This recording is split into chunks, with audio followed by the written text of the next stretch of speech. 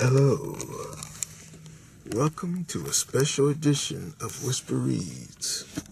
I will be reading Harry Potter and the Chamber of Secrets, Chapter 1, The Worst Birthday. Not for the first time, an argument had broken out over breakfast at number 4 Privet Drive.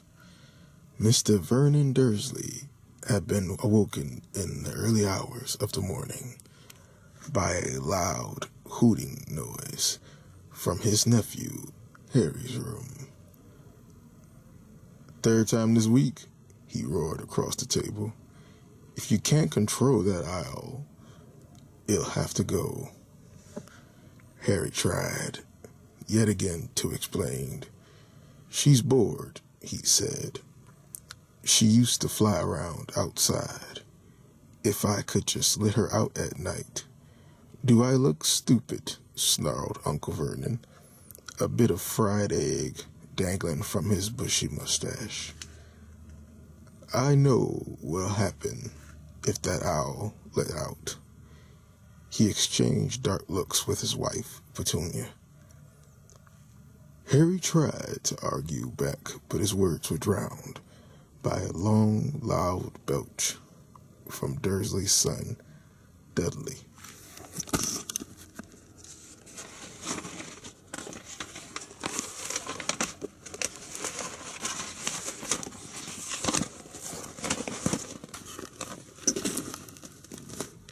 "I want more bacon." "There's more in the frying pan, sweetums," said Aunt Petunia, turning misty eyes on her massive son. "We must build you up while we got the chance. I don't like the sound of that school food." "Nonsense, Petunia. I never went hungry when I was at Smelton's," said Uncle Vernon heartily. "Dudley gets enough, don't you, son?" Dudley, who was so large his bottom drooped over either side of the kitchen chair, grinned and turned to Harry.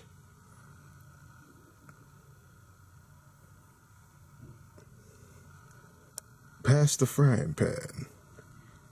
"You've forgotten the magic word," said Harry. The effect of this simple sentence on the rest of the family was incredible. Dudley grasped and fell off his chair with a crash that shook the whole kitchen. Mrs. Dursley gave a small scream and clapped her hands to her mouth.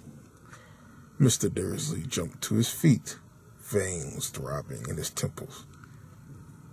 "I meant please," said Harry quickly. "I didn't mean, what have I told you?" thundered his uncle, spraying spit over the table. "About saying the M word in our house." "But how dare you?" threatened Dudley, roared Uncle Vernon, pounding the table with his fist. I warned you. I will not tolerate mention of your abnormality under this roof." Harry stared from his purple-faced uncle to his pale aunt, who was trying to heave Dudley to his feet. "All right," said Harry. "All right." Uncle Vernon sat back down, breathing like a winded rhinoceros, and watching Harry closely out of the corner of his small, sharp eyes. Ever since Harry had come home from the summer holidays, Uncle Vernon had been treating him like a bomb that might go off at any moment. Because Harry Potter wasn't a normal boy, as a matter of fact, he was not normal as it's possibly to be. Harry Potter was a wizard fresh from his first year at Hogwarts School of Witchcraft and Wizardry. And if the Dursleys weren't happy to have him back for the holidays, it was nothing to how Harry felt.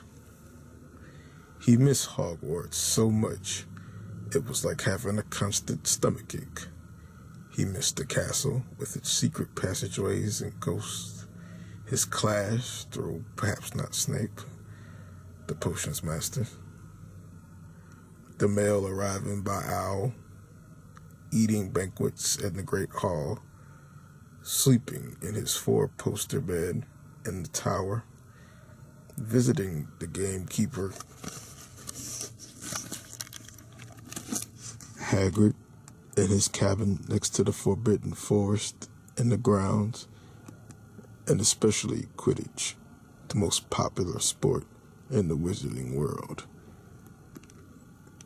All Harry's spell books, his wands, robes, cauldron, and top-of-the-line Nimbus 2000 broomstick have been locked in a cupboard under the stairs by Uncle Vernon the instant Harry had come home.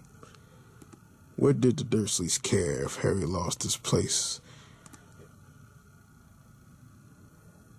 on the house Quidditch team? What did the Dursleys care if Harry lost his place on the house Quidditch team because he hasn't practiced all summer? What was it to the Dursleys if Harry went back to school without any of his homework done? The Dursleys were what wizards call muggles, not a drop of magical blood in their veins.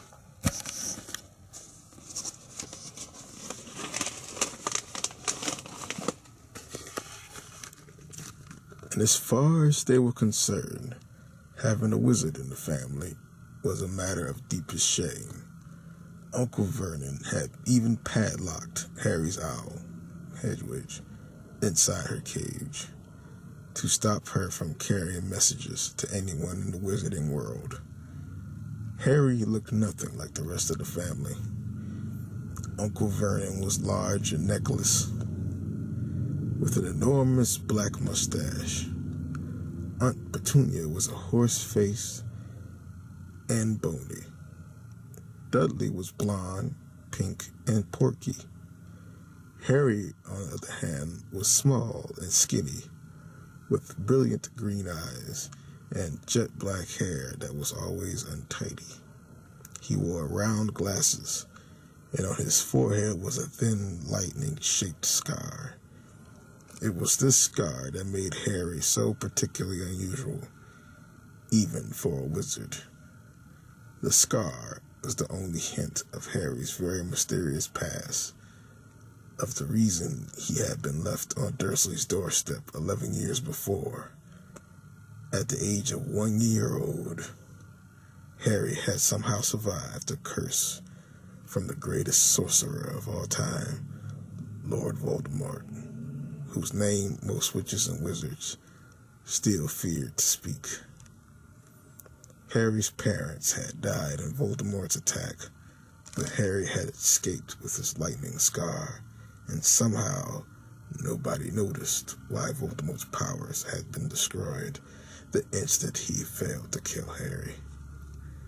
So, Harry had been brought up by his dead mother's sister and her parents. He had spent 10 years with the Dursleys, never understanding why he kept making odd things happen without meaning to, believing the Dursley story that he had got his scar in the car crash that had killed his parents. And